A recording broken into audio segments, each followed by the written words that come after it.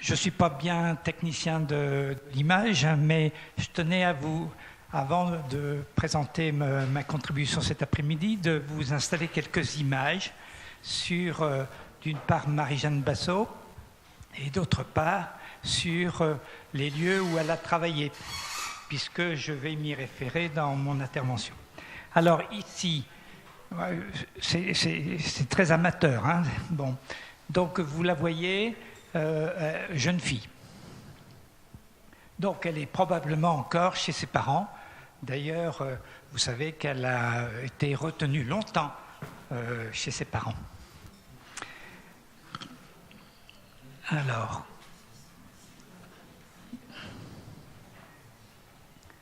on va prendre Marie-Jeanne à un autre moment. Je l'ai... Ah, ici. À l'époque, quand on était en représentation, en sortie, il fallait pour une dame de porter un chapeau. Et là, vous la voyez au moment où elle fait un voyage d'études et de propagande aux États-Unis. Donc on est en 1919. Vous voyez à peu près son profil à cet âge-là. Et puis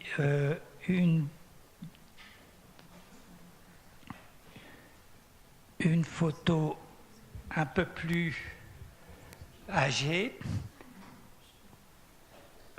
où on perçoit un petit peu une des caractéristiques que je vais mentionner dans mon intervention, c'est son regard, son côté avenant. Voilà, et normalement, je devrais avoir une autre. Ben oui, celle qui est la plus... Donc c'est elle est plus jeune, et c'est un portrait comme ça, un petit peu officiel. Comment on l'aperçoit? Alors on a l'impression qu'elle est un peu sévère. Je sais, très volontaire. Alors je suis très content de le mot que vous avez utilisé, parce que ça correspond bien à son affaire. Elle voulait faire ce travail et de la façon dont elle le définissait. Et donc on le perçoit là. On pourrait dire, tiens, mais c'est quelqu'un qui est un peu distant. Mais non, elle porte un projet. Et ça se voit dans le regard. Bon. Maintenant, on va regarder quelques lieux où elle a travaillé.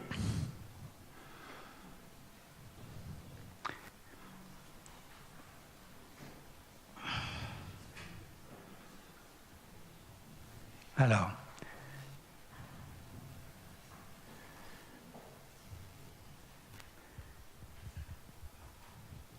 voilà, ça c'est une série de maisons successives, enfin bon, qui a été le premier lieu d'implantation, rue Antonin Reynaud à Levallois-Perret. Ce n'est pas son premier lieu d'implantation, mais c'est celui où elle est restée le plus longtemps, avant d'acquérir une propriété qui donnait juste derrière le jardinet de ses maisons, et qui était la propriété d'un grand parfumeur qui s'appelait Antonin Reynaud, et qui non seulement a fait construire une usine moderne, de l'époque, avec machine à vapeur et tout ça. Et puis, il a construit, comme les industriels le faisaient dans un premier temps, son hôtel particulier juste à côté de l'usine. D'ailleurs, on va voir ça.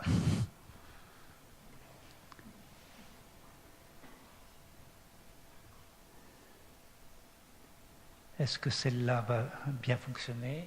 Non, c'est trop petit. Je prends du temps pour ça, mais...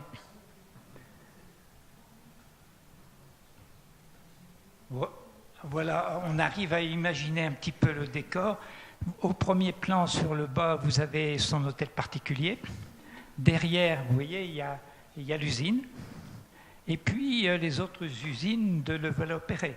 C'était une cité très industrielle, avec le gros atout, c'est d'échapper aux octrois. On était en dehors des fortifications. On est là dans les années avant 1900. Et puis vous voyez la Seine qui est derrière. Donc c'était très important pour les industries un peu lourdes, et en particulier pour amener le charbon. Alors je pense que je vais vous montrer encore comment se trouvait, quelle allure avait... Oui, alors ce qui est embêtant, c'est qu'avec la projection, là, il y a une partie de la photo qui est coupée. Donc vous voyez une partie de la façade, et avec cet escalier remarquable en colimaçon qui est très célèbre, et qui est classé même, parce que cet immeuble existe toujours. Et derrière le petit sommet de la maison, vous voyez apparaître la cheminée de l'usine. Bon, et puis peut-être une dernière,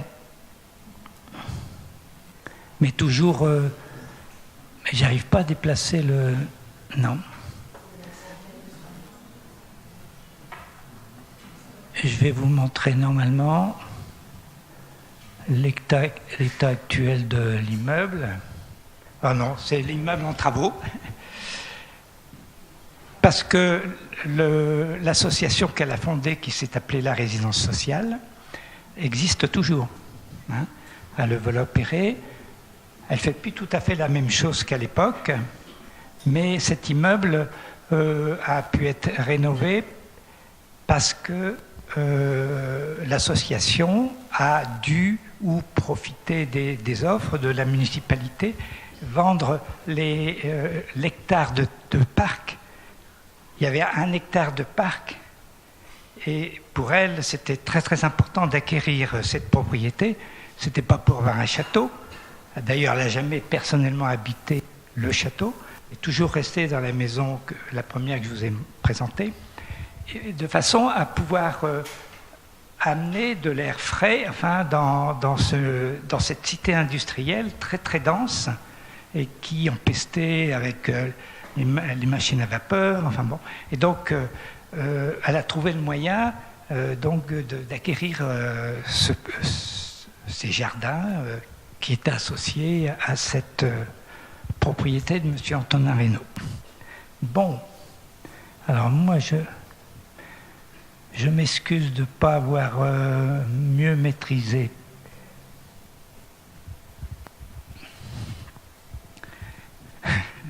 l'usage des images. Et maintenant, je viens parler donc de ce que je veux vous présenter aujourd'hui. D'abord, il est clair que ce n'est pas en 3 quarts d'heure qu'on va épuiser Marie-Jeanne Bassot et tout ce qu'elle a pu faire. J'imagine que dans la salle, et vous êtes nombreux, nombreuses à en connaître au moins le nom, peut-être quelques éléments de sa biographie, qui n'est pas tout à fait banale. Vous savez qu'elle a développé son action dans le premier tiers du XXe siècle, qu'elle est née, c'est une précision utile, en 1878 et qu'elle est décédée en 1935, donc assez jeune, d'un cancer.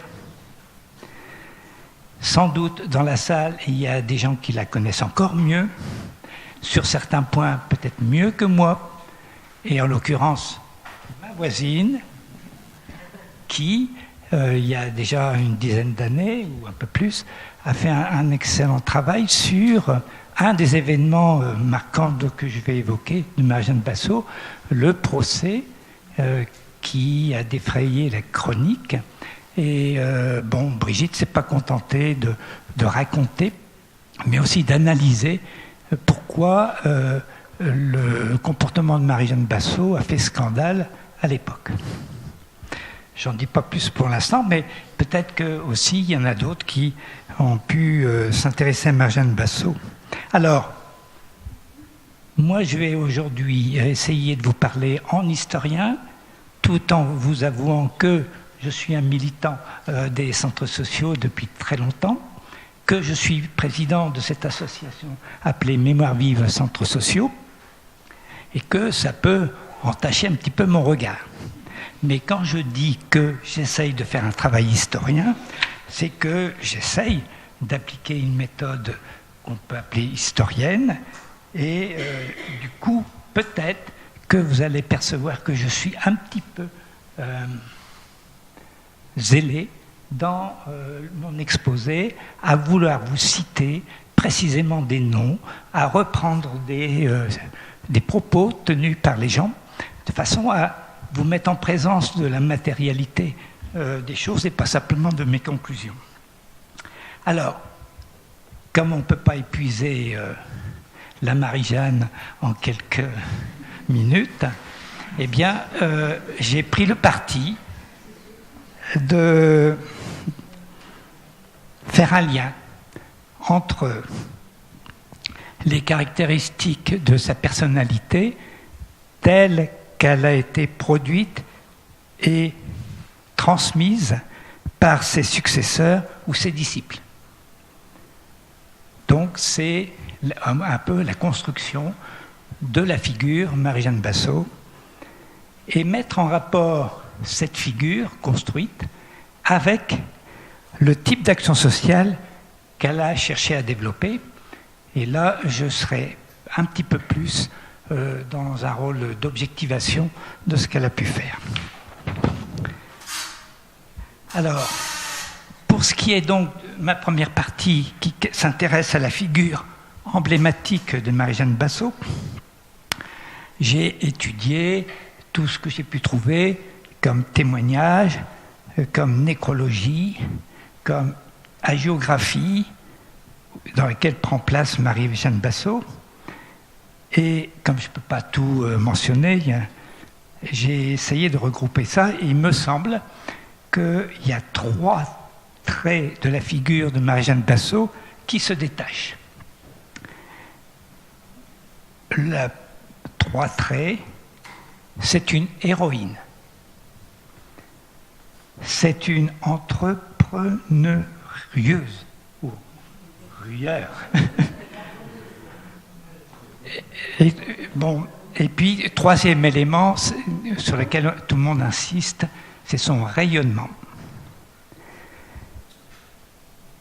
Donc, pour cette partie-là, ici, je vais faire usage de nombreuses citations.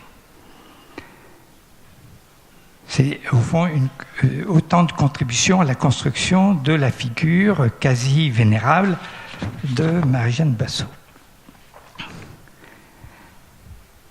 Donc, ses contemporains, ses successeurs voient de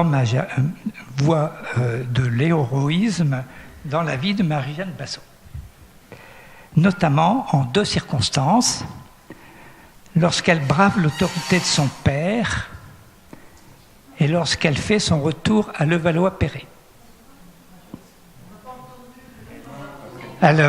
Lorsqu'elle brave l'autorité de son père et lorsqu'elle fait son retour à Levallois-Perret.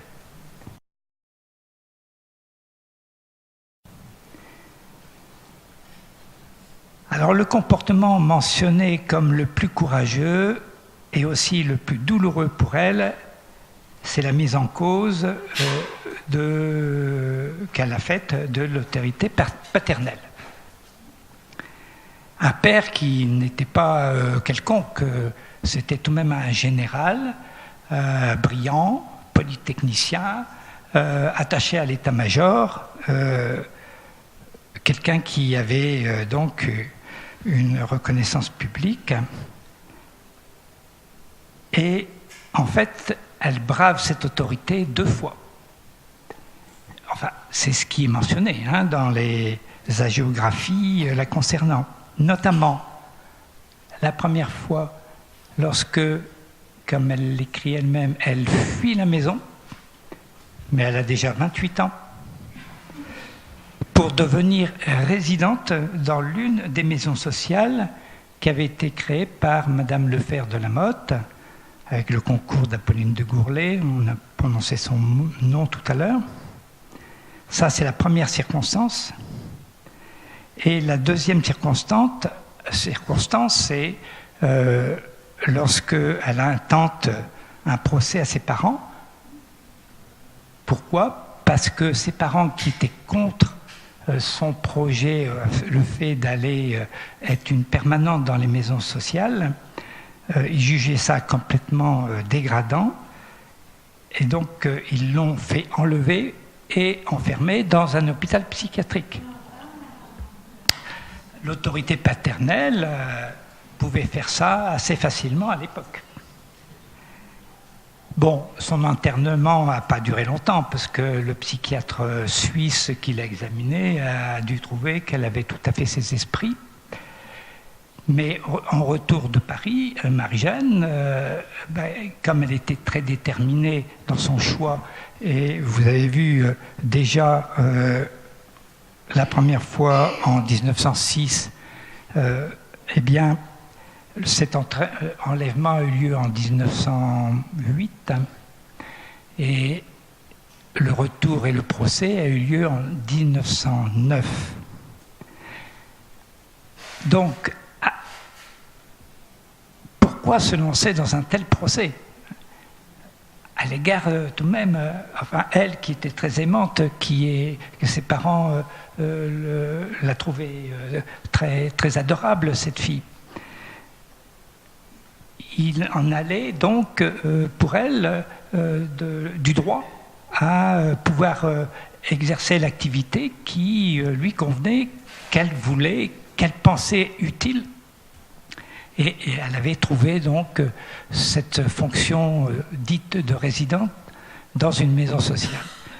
Être résidente, c'était pas rien. C'était quitter sa maison habituelle.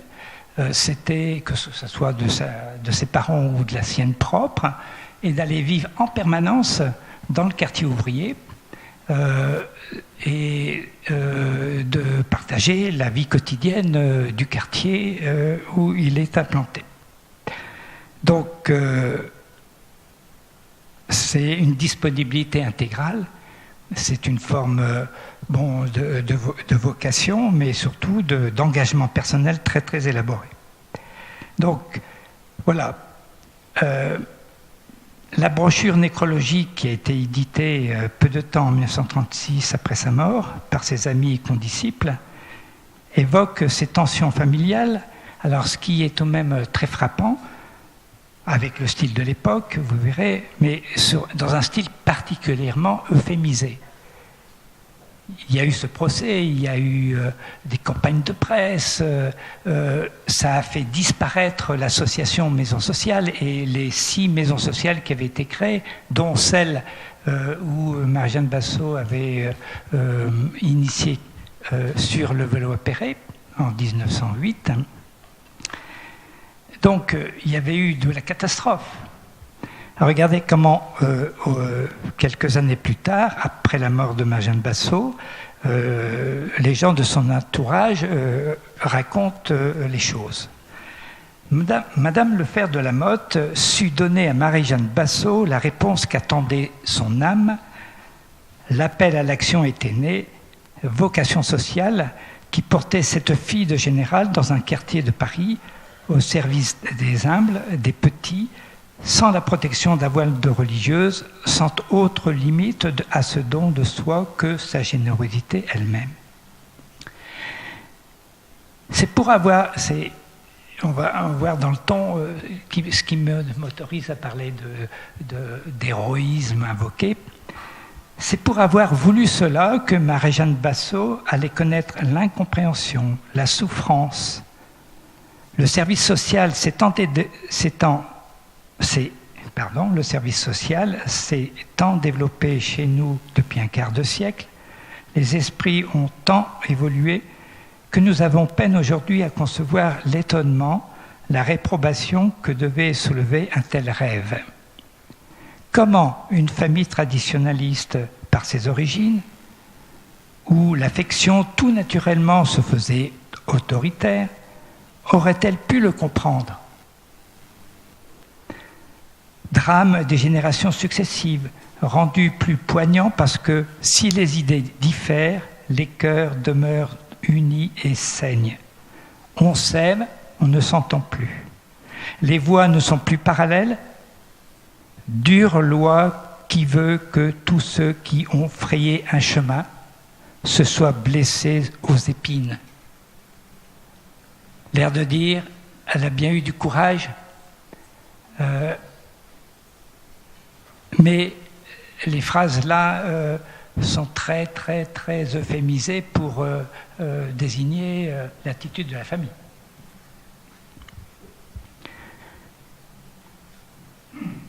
Si je regarde un autre texte, un texte d'Elisabeth Dupérat en 1946, dans son livre que je citerai plusieurs fois, Le grain de Sénévé,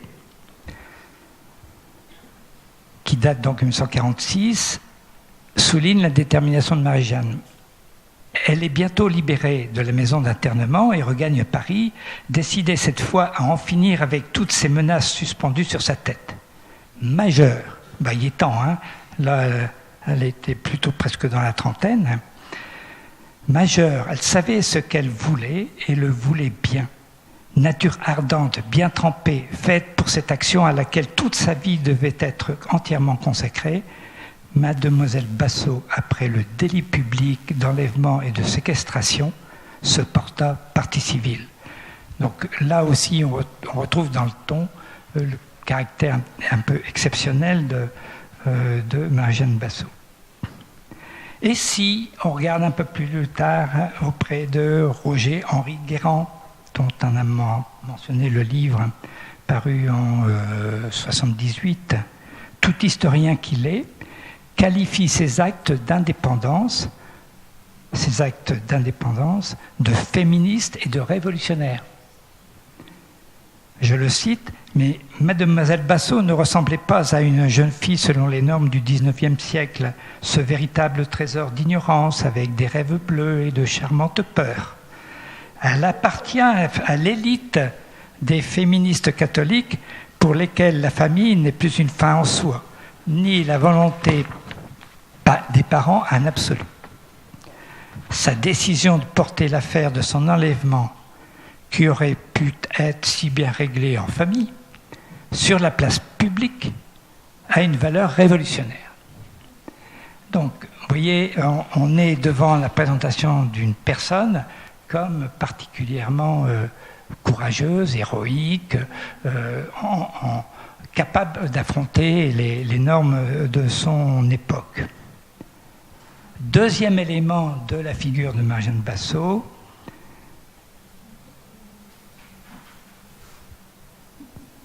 je vais passer au-dessus.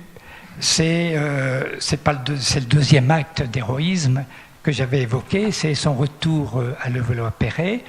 Donc la maison qu'elle avait initiée en 1908 avec une collègue avait été fermée parce que l'association avait déposé son bilan, l'association Maison Sociale. Elle y est retournée, mais sans disposer du tout d'appareil.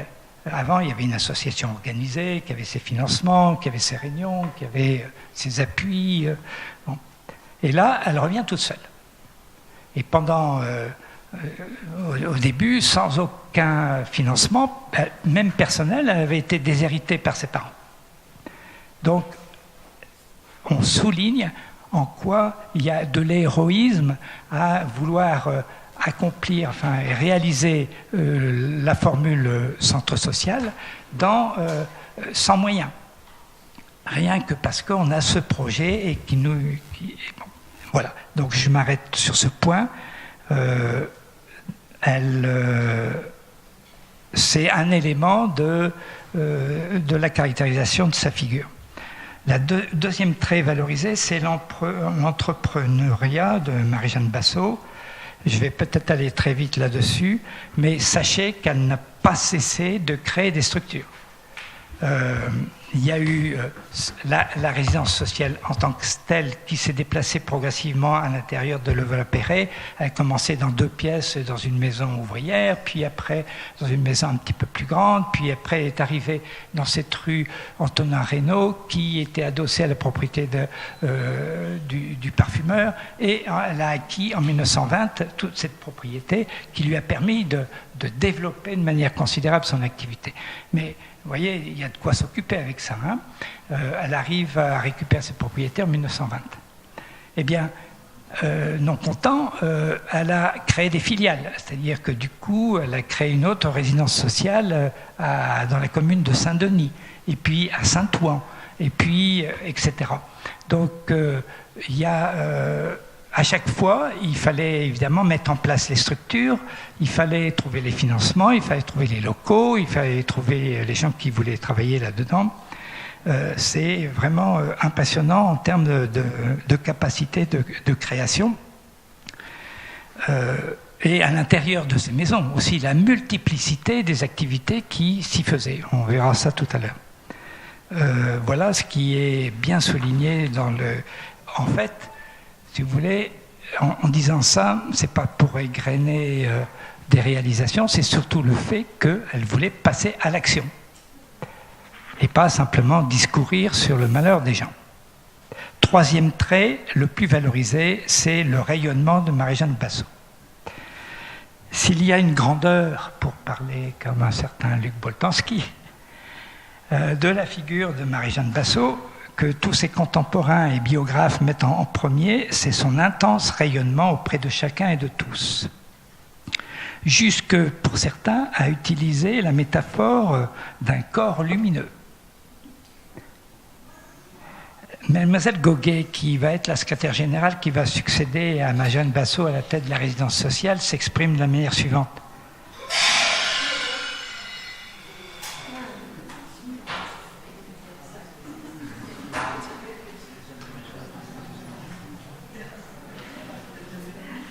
Une silhouette s'impose à ma pensée. Je revois une auréole de cheveux blancs, un regard lumineux, un sourire plein de bonté, un rayonnement extraordinaire. C'était elle, je la revois vous parler avec ce charme si prenant, cette autorité si grande, cet amour de la vie qu'elle savait communiquer aux plus abattus. Et maintenant, Mlle Bassot nous a quittés, voilà bientôt 2 ans. Robert Garrick, ça vous dit quelque chose? Bon, c'est donc un intellectuel catholique qui a développé son action sociale par l'intermédiaire des équipes sociales après la Première Guerre mondiale, et que Marie-Jeanne Bassot a réussi à capter dans son réseau. Et Robert Garrick est devenu un fan des résidences sociales, des centres sociaux et de Marie-Jeanne. Voilà comment il s'exprime. Je me souviens très bien des premières rencontres.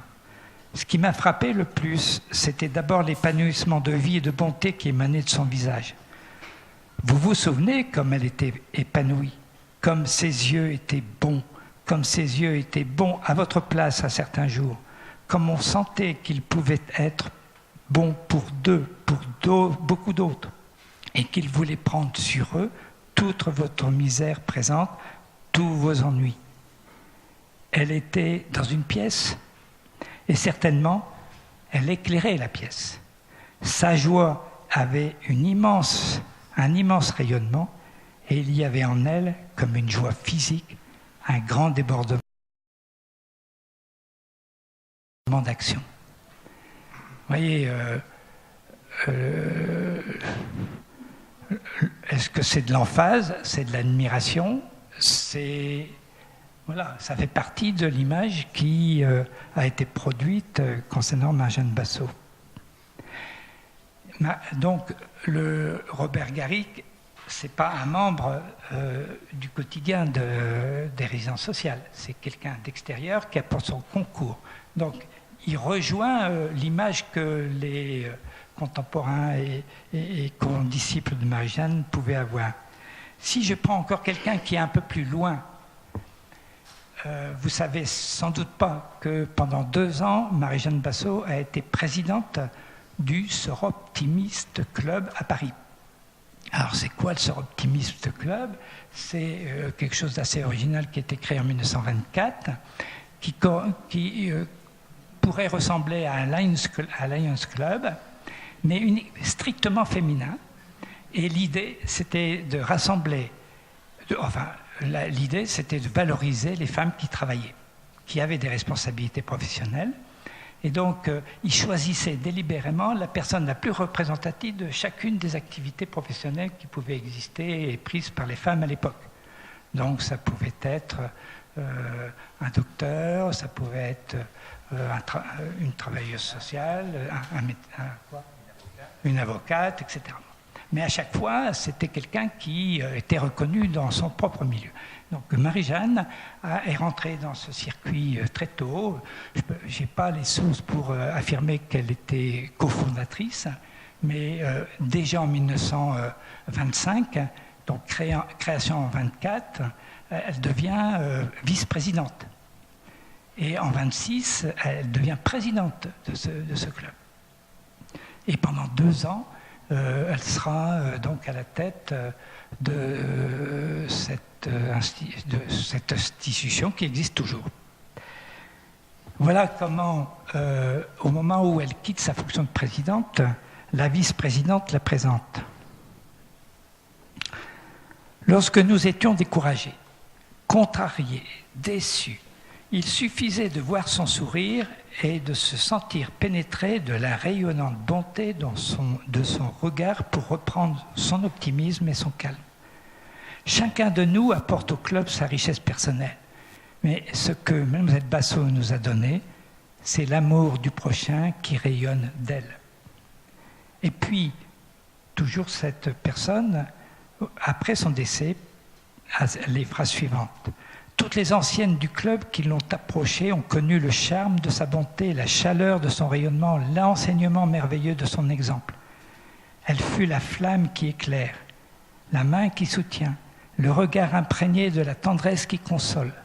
Elle fut intelligence, sensibilité, action. Elle fut une des créatrices du véritable travail social. Elle fut compréhension, force, douceur, amour des hommes. Donc là, on est en 1936. Et puis, j'ai envie de vous citer encore quelque chose qui est tout de même en lien avec la résidence sociale. C'est la revue sociale de l'abbé Violet, qui s'appelle l'assistance éducative, et qui fait un papier nécrologique après sa disparition. Avec elle disparaît à nos regards une des figures les plus attachantes parmi les personnalités du service social.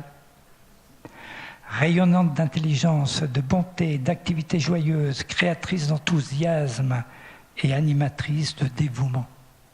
Mademoiselle Bassot n'était pas seulement une physionomie marquante, mais le type même de la travailleuse sociale.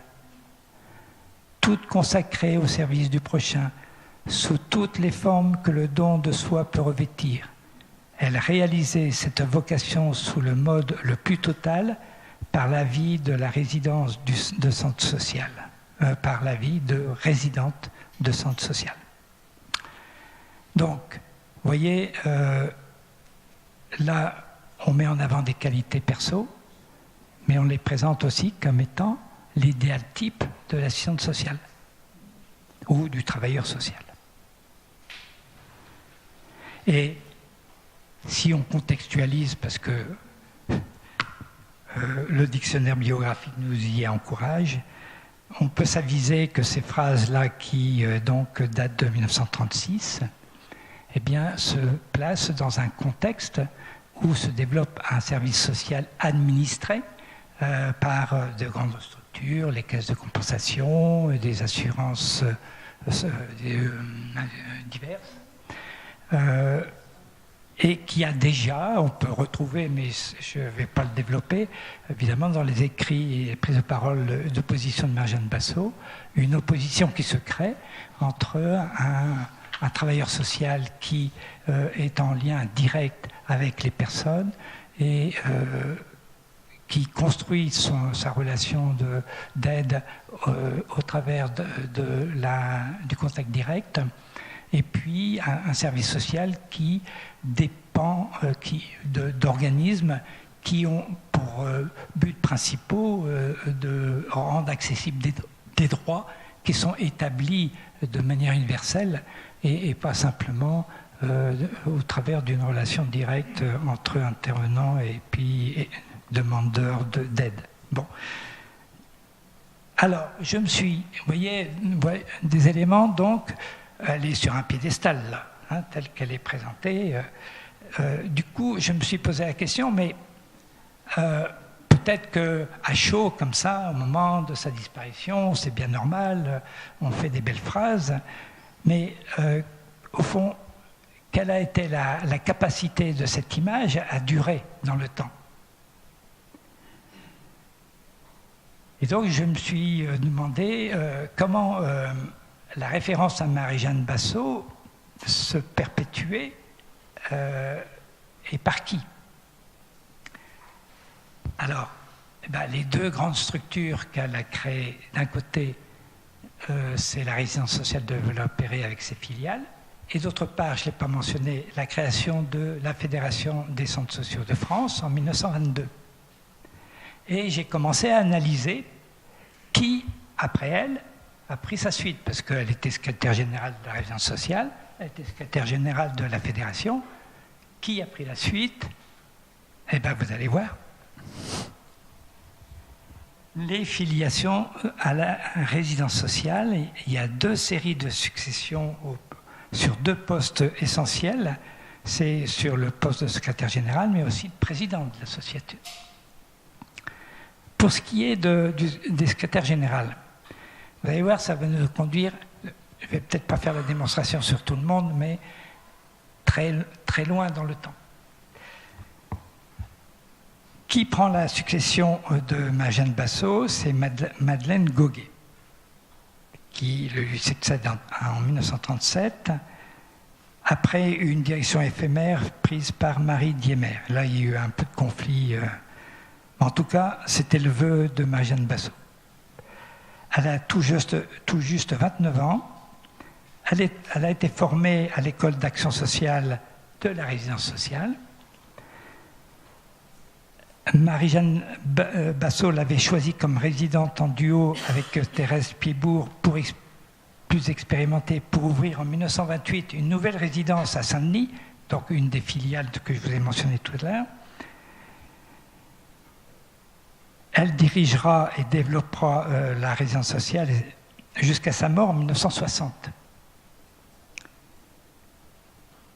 Elle avait accepté cet engagement total par conviction, par fidélité, par reconnaissance à Marie-Jeanne Bassot, comme elle l'exprime elle-même au moment de sa prise de fonction. Il y a juste 10 ans, quand j'ai rencontré Mlle Bassot, je suis venu, il y a juste 10 ans que j'ai rencontré Marie-Jeanne Bassot. Donc elle est là en train d'expliquer sa prise de fonction. Je suis venu à la résidence pour me former, j'ai eu la joie de la regarder vivre, j'ai compris la valeur de cette vie magnifique, de cette charité débordante, et comme tant d'autres, je l'ai suivie. Si j'ai accepté de venir à la résidence cette fois-ci pour assurer la charge de secrétaire général, c'est par fidélité au souvenir de Mlle Bassot. C'est pour lui rendre un peu ce que je lui dois. C'est pour garder avec vous, elle s'adresse à son public, c'est pour garder avec vous ces traditions d'amitié et de confiance.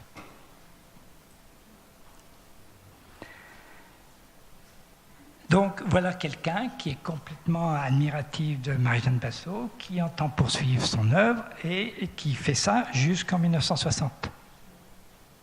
Donc, ensuite, qui prend la suite de Madeleine Goguet? Eh bien, c'est Mlle Garouste, que vous ne connaissez absolument pas.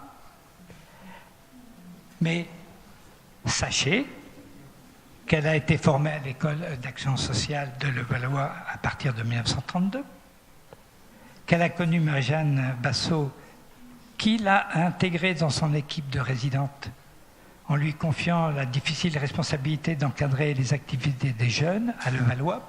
Il se trouve que dans les archives de la Fédération, on a pu retrouver, non, dans les archives de la résidence sociale, on a pu retrouver une bande d'interviews de Mlle Garouste qui raconte ses débuts à la résidence sociale. Ensuite, eh bien, décédée, c'est Madeleine Goguet qui lui confie la responsabilité du centre de jeunesse de Saint-Denis avant de la désigner en 1948 comme directrice d'un aérarium créé dans un château en Anjou, devenu propriété de la résidence sociale pendant la guerre. Selon le désir de Madeleine Goguet, c'est elle qui est désignée pour lui succéder. Elle assurera cette responsabilité jusqu'en 1972, en ne cessant pas de se référer à ses deux grands prédécesseurs. Donc là, on arrive à 1972, avec cette image portée de Marie-Jeanne et de la façon dont il s'agit de travailler. Alors, j'ai fait cet exercice, et je ne vais pas vous l'imposer, pour les présidentes de la résidence sociale. C'est dommage, parce qu'il faudrait parler d'Apolline de Gourlet, il faudrait parler de Madame Margot Noblemer, mais ce qui nous amène pratiquement, si on regarde les deux appareils, la résidence sociale et la fédération, on arrive pratiquement à la fin des années 1960. Ça veut dire que cette image et cette représentation de la façon dont il faut agir en matière sociale est portée par des dirigeants d'un centre social emblématique et de la fédération des centres sociaux jusqu'à la fin des années 60. Ça a traversé la guerre, ça a survécu à l'État social et ses nouveaux dispositifs d'action. Et la référence était toujours ce que faisait Marie-Jeanne Bassot et comment elle le faisait. Donc, c'est un point qui me semble très important pour s'aviser qu'il y a des caractéristiques des centres sociaux aujourd'hui qui ont perduré, qui est, par exemple, l'implantation localisée dans un quartier, de façon à être en lien avec les populations, l'engagement personnel des dirigeants, c'est les relations personnalisées avec les gens, pas question de faire de l'administration, et le caractère global de l'action qui est entreprise et qui a été très très développée par Marie-Jeanne. Et il faut attendre l'arrivée comme nouveau président de la Fédération nationale de Henri Théry en 1969 pour que les centres sociaux non pas changent complètement de registre, mais prennent un nouveau souffle sur des bases conceptuelles et de travail assez différents. Et d'ailleurs, quand on regarde les propos du président Théry, on ne trouve plus de référence à Marie-Jeanne Bassot. On ne sacralise plus la résidence sociale. Donc, le basculement se fait au courant des années 60. Margot Noblemer, qui avait connu, elle, Marie-Jeanne Bassot à la résidence sociale, et qui avait travaillé directement avec elle, eh bien, elle a été présidente de la Fédération nationale jusqu'en 1969. Hein? C'est Henri Théry qui la remplace, qui l'a un petit peu poussée à la sortie. Bon, qu'est-ce qu'il me reste comme temps? Bon. Alors, donc, vous voyez, je craignais un peu le débordement. Donc, je vous ai présenté qu'une face de mon intervention. L'autre qui consistait à essayer de qualifier quel était le social de Marie-Jeanne. Vous l'avez peut-être identifié au travers de quelques qualificatifs que j'ai utilisés. D'une part, il y a pour elle, dans le mot social, c'est réussir à établir des relations de confiance, des relations amicales entre des personnes. il s'agit de, malgré les fractionnements qui sont établis dans la société, il y a des gens qui sont bourgeois, d'autres qui sont ouvriers, eh bien, il y a moyen de coopérer, à condition que, eh bien, on ne soit plus dans des impasses telles que, qui créent des dépendances, telles que la charité aumône, l'assistance privée, telle que le paternalisme des employeurs qui créent leurs propres œuvres pour mieux contrôler leur population ouvrière. Ça, il n'était pas question que la résidence sociale travaille de cette manière, même si elle a réussi à obtenir des financements patronaux pour faire tourner cette grande réalisation de la résidence sociale, mais elle avait bien défini avec eux qu'il n'était pas question qu'ils prennent pouvoir dans le centre social. Et elle a obtenu tout de même des financements assez substantiels à l'époque sur cette base, sur cette ligne de conduite. Il n'est pas question que le patronat prenne pouvoir sur les loisirs ouvriers et sur la vie hors usine. Donc, ce social, c'est un social qu'on pourrait qualifier d'humaniste dans la mesure où il est fondé sur la qualité de la relation personnelle entre les hommes. Et pas par un automatisme institutionnalisé. C'est bien qu'il y ait des lois nouvelles et qui ouvrent des droits. Ça, je pense qu'elle n'était pas contre. Elle n'a pas fait grand-chose pour aller faire des propositions de lois nouvelles.